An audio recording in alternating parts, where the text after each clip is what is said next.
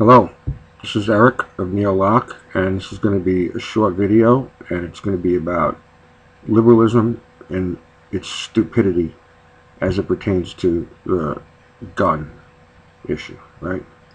The whole Second Amendment thing. Liberals hate guns, right? And liberals hate the Second Amendment. First of all, there'll be a lot of liberals. We don't hate the Second Amendment. The Second Amendment, you should know this, okay? Almost most people that have a little bit of background relative to law and the Constitution understand what the Second Amendment was about. The Second Amendment has nothing to do with hunting. So if you're for guns for hunting, if you think I have a right to have a gun so that I can hunt, or that I can have a gun in order to protect my home, right, then you completely don't understand the Second Amendment. If you think even that I have a right to have a gun, and even, let's say, a concealed carry permit, which the liberals despise, right, so that I can protect myself from muggers, you still don't understand the Second Amendment. The Second Amendment was written for one reason, okay? That was to give the citizen access to the same weapons that the state had. And in this case, that can still be honored to a very large degree if we compare the citizen with the police. And the citizen could not, at this point, have the same weapons that the military has. That's a whole nother issue, all right? We could easily rearrange our military in such a way that would pretty much guarantee, or well, it couldn't guarantee, but it would really reduce the likelihood of the military ever firing upon the citizen. And that the military, if put in the circumstance, would either stay out of it or side with the citizen and protect the citizen from the state. All right? So the military in the West is not the enforcement wing of the state. It just isn't. In some countries, and third world countries, historically, the military has been. But in the West and in modern America, and most of American history, the enforcement wing of the state is the policeman. Okay. Who supports a gigantic state monster? Right? Who? Which ideology?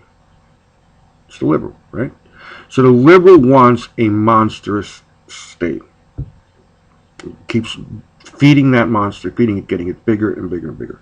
I mean, it's already so big that the monster is consuming everything. It's unstoppable. The monster is way too powerful to be stopped. It has to kind of like run its course. The monster is almost like a parasite. So the reason why it will eventually fall is the parasite kills the host. So that's another video. The enforcement wing of the monster is the police. All right? Of all the different so-called ideologies, I realize liberalism is not really an ideology. It has components of ideology incorporated within it. And you could argue that it's an ideology, but truly, at its core, religion is the core of liberalism. It is some type of new, twisted form of religion. But we're going to just, for the sake of conversation here, call liberalism an ideology. Which ideology is the most adverse, hostile toward the policeman? Is it the conservative? The conservative, who, for the most part, wants a much smaller state. Not as small as the libertarian or the anarchist or the true, well, there's all kinds of anarchists. Some of them are really stupid. Some of them are smart. All of them are delusional. The anarchists are all delusional. But the conservative, no, they love the police. It's so weird. They want a smaller state monster, but a more aggressive enforcement wing of the monster. They support the police. The libertarians can be pretty hostile toward the police, but it's not the libertarian. The libertarian is not hostile toward the police like somebody is. It's certainly not the independents. It's certainly not those people that are the smaller and smaller group of people that are on the left, but kind of, just barely leftists that don't have that strong opinion about politics. But whatever, they're pro-choice or something, so they think they're liberals, right? No, the person who's the most hostile, most likely to be the most hostile, and despise the policeman in a really hateful way, is the true dyed-in-the-wool liberal, right? The real radical liberal, the liberal that comes from the inner city, maybe like the black inner city, maybe one of the black leaders. They hate the police. There's so much crime pushed on by the media showing the police committing crimes against blacks, so it's only natural that the blacks would, develop an increased hostility toward the police as compared with when you start categorizing people by color. It's so bad, to use color as a means to classify humans. But whatever, it's done. It's just, you have to address it because it's such a common practice, right? It's completely a irrelevant feature about a person. It should be completely irrelevant. It doesn't tell you anything about a person, but because it's so integral into society, it creates its own truth. It makes its own reality. So color matters. Only because we make it matter. Not because it actually really matters, because color is irrelevant. Because we're individuals, so we can't belong. We're not linked to any other person, right? So just you have the same color doesn't link us. Because we're only us. That's where everything ends. Our responsibilities, our obligations, then the rest of it is choice. But anyway, think about how stupid a liberal is. I want a bigger monster. Got to keep feeding the monster, make it bigger and bigger. Only the monster should have guns, right? The citizen should not be able to defend itself against the monster. Or it can have some hunting, right? See, gun is just amazing. They know nothing about guns.